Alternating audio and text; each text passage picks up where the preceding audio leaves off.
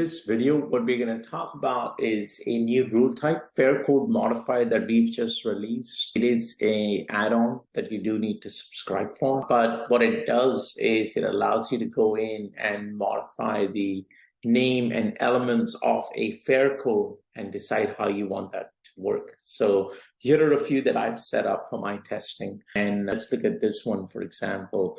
What you can now do in Fair Code Modify is, obviously you can still have whether it applies to B2B, B2C, rules management. Everyone knows I love what we've built here. It's one of our biggest unique selling points. It really stands out in the industry. A lot of the features do inherit from there. You can now decide on a fair code level, do you want it to book online or not?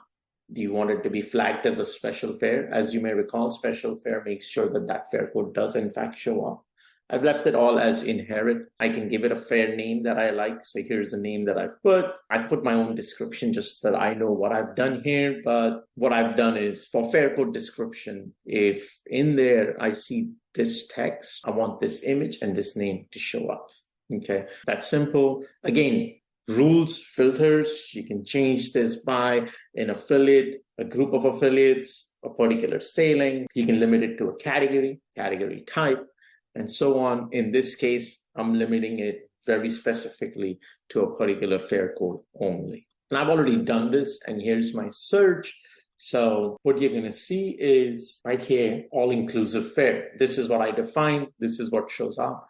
If I click on it, this is what it shows me. What you'll also see is for the no perk, I actually went in and said, well, if you see the text no perk, say it's a basic fare, sort of the concept of a basic economy fare, that it doesn't include anything. And it's just telling me what I've set up within the rule itself. It adds a new column over here and does that if you haven't defined something. Like, for example, for standard, I have not defined anything. The rest of the prices, the rules do vary based on your template setup, based on your local market setup. So if taxes should be included in the fare, they would still be included in the fare, and so on.